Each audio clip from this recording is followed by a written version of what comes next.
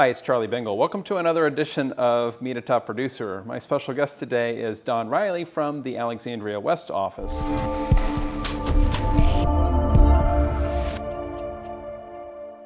Don, you've been licensed since the year 2000. I have. Titan Club, congratulations by the way. Thank you, sir. Lifetime Achievement, Hall of Fame. Take me back to the year 2000 and talk to me why you got into real estate. Very simple. Actually, I'm a perpetual student. And what happened was I was taking a lot of classes originally for nursing. Then realized that hospitals open 24/7. Yes. Stopped that immediately, switched everything over to computers. Had my own computer company. Oh, okay. And my husband was flipping houses. Okay. And about the third one, I kind of realized I might know a little bit more than they did. Only because being a perpetual student, I like to read, I like to really get into and delve into the subject. So I ended up getting my license, and then within the first year, I became Rookie of the Year and sold my computer business off, and very quickly took off from there. I was one of the first realtors in our area that had their own website, and I had an older realtor come to me and say, she thought it was very egotistical of me to have my own website with my own name. And I was like, I think this internet thing is going to take off. Now, this was 2000. Yeah. So, and luckily it did. We're good. That's great. What do you enjoy most 23 years later? To be honest with you, meeting different people.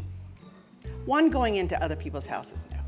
Really, it's really meeting different people and helping them and protecting them. I am very, very, again, being a perpetual student, I have underneath my belt, including negotiation degrees, computer degrees, and real estate certifications, about 20 certifications and designations. So I utilize those to protect my clients.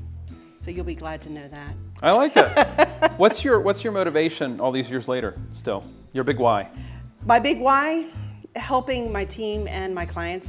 I want to make sure my team, I'm one of the team leaders that I do not put all the production in my name. Ah, okay. So if they have a lead and it's a listing lead, they're going to be the co-lister. I'm going to give them 50-50 of that because I'm helping them. I'm negotiating with the clients, but I'm really want to make sure that my team members can stand on their own. I like it. Because I'm no spring chicken. I'm just being honest with you. I'm 29 times 2 plus 1. So everybody wins. That's kind of like your big why. That is a big why. It's not all about me. It's about my team. Okay. And I want each and every one of them to stand. And luckily I have a team. I have, graphic artists on my team. I have a Spanish speaking realtor on my team. I have a Russian speaking realtor on my team. I have a designer on my team. She graduated with a design degree. So it really does help us in the long run. That's great. Yeah. What's your best lead source, do you think? Oh, the internet and social media. So tell me about that.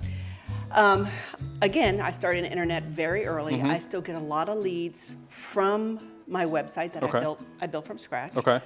But social media these days, if you're not utilizing that, if you're not utilizing it now, you are already behind the time. So you're big on TikTok? Big on TikTok, and Instagram I have a little over 50,000 followers.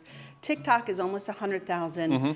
Facebook, my pages, I think I have 8,000 That's fantastic. followers.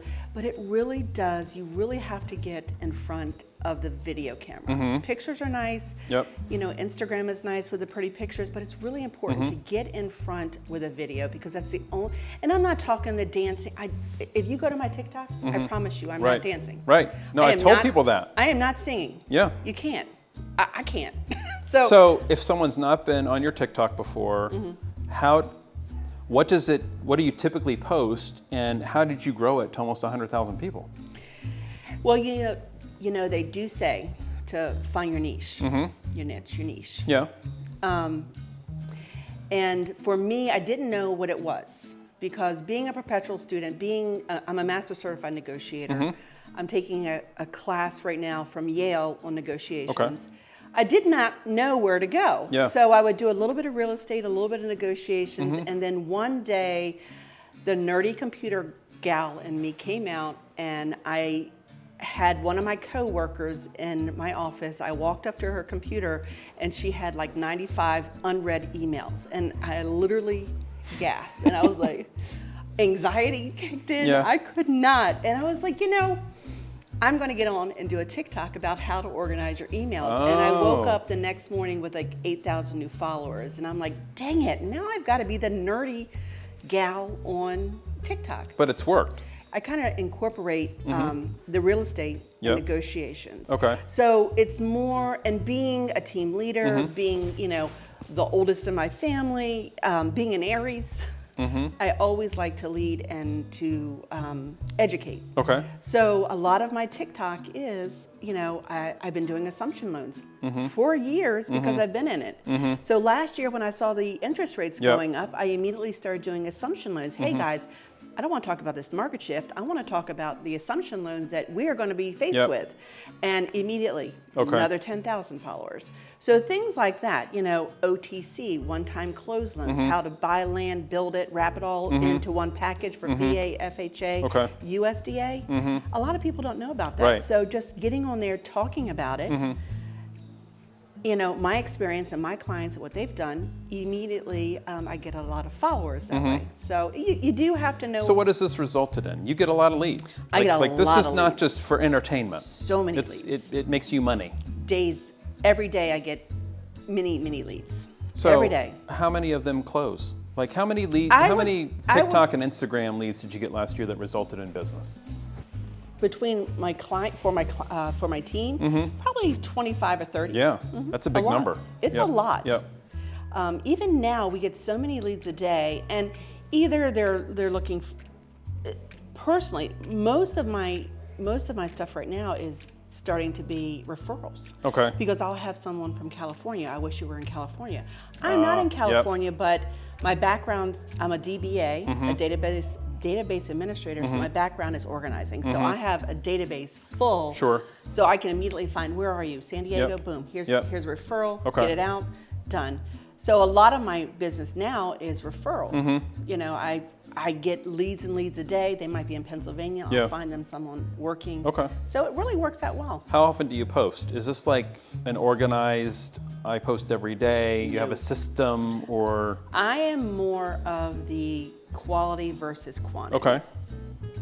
I'm not going to get on there. Some of these realtors get on there and their stories are nothing, what they've done in the morning, what they've eaten. Right. And nobody wants to see that. Right. Hide. Yeah. Hide. Yeah. Hide that person. And you don't. You can't. If you get it in your mind that you need to do it every day, every hour, it's just not going to work out. So how often do you post? To be honest with you, probably twice a week. Okay. On each one. Yep. And then a lot of times I will repurpose them. Okay. Why not? Yep. Why Sure. not? But I usually 2-3 times a week. It's just, and a lot of times I'll batch them. Yep. On a Sunday morning, I'll just do. I think that's the way 20 to or do 30. it, right? Internet, I got a lot of leads from internet, but now it's social media, and the wonderful thing about that, it's absolutely free. Absolutely free. Right. Exactly. Yeah. So take me back to the year 2000. What would you do differently if you were starting now? What would I do differently? I think I would have started my team earlier. Interesting. Okay. Because I finally realized after many years that I was really spreading myself thin. Yep. And it wasn't until one of my clients called me and said, Dawn, how'd that showing go yesterday? What's the feedback on that showing? And I was honest, and I said, I'm really sorry. I'm out with veteran buyers today who are only in town today. Yep. And he said, well, don't worry about it. You're fired. Wow. Jeez. Fired me on the spot. I got rehired once the wife got home. However, it taught me something really important. I was spreading myself too thin. Yep. So right now, I only work with sellers. Yep. I have a team of buyers agents that do the buyers. So that way I can negotiate, I can get people in there, I can follow up, and I can really do what's best. And what I do best is working with sellers. Now, I do work with an occasional buyer who's a friend or a good referral that will not work with anyone else. And then I have no problem doing that. But I would have started my team a lot sooner and concentrated and really delegated. I have Jose, I have one team member, Jose, he's in DC and here in Northern Virginia, you know, and I have another one that's in another county. It's really best to kind of spread everyone out. So you had a plan. I had a as you plan, were but hiring it took these me people. getting fired. Right. To To actually get into action. Yeah. Okay. Yeah. Any other tips for agents who are looking to improve their business, whether they're a rookie or a veteran agent? You know, the thing is with the veteran agents, and I cringe when I hear someone say, I've been in the business for 25 years. I was like, you know, so have I. Right. But you must evolve. You have to. And you can be in the market, you can be a 25, 30, 40-year agent, and I'm sorry, if you don't know that contract like the back of your hand, you're doing no one justice. Yep. And I think, you know, and don't be afraid, really don't be afraid of the internet and social media. Yeah. Embrace it. A lot of times the tip that I do is I don't wear my glasses because I can't see anything. I don't know about you, but I can't see anything this close. Okay. Far away I can see fine. Yep. So a lot of times when I'm doing my batching, I don't wear my glasses, so I can't see the hair out of the place or the makeup that's not on. Right. And so I just listen to it, re-listen to it, sounds good, done. Okay. So most of them are one take. Almost all of them are Yeah. one tank. Yep. Or I'll do like a 10-minute long one and just batch it together and split it up. So what would you say to the agent who is afraid to, we invite people to come in and do videos with me. This is not a live event, right? No. They're terrified. We had somebody cancel yesterday. I was too nervous. So what would you tell that person? If I can do it at almost 60 years old, Yep. I'm not a beauty queen. I got a roller too. If I can do it, if I can do it, really anyone can do it. Yeah. You know, and you're not young. This is what I tell the people who want to post every day. You're not an influencer. You're not an influencer. Yeah. You're not an actor or an actress. You're not. That's not your job.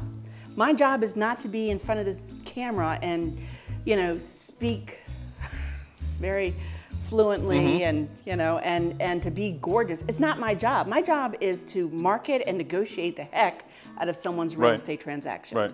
Okay, and that's what I want to get across. I don't care if my hair is sticking up. Is it? Is it? Looks great. Thank you, sir. But if you can get past that you're not an influencer, that you're there to, if you can connect to someone by educating them, you're going to get a client. Right. Every single Which time. is what most of our top producers do every day anyway, just not on video. Anyway. Right. Just So basically don't look at the video. do what you're already doing, but do it on video. Do it on video and just don't analyze yourself. Yeah. Just don't do it. That's great advice. Thank you. This was another edition of Meet a Top Producer. My special guest today was Dawn Riley. Dawn, appreciate you coming in. You're so welcome. Thank you.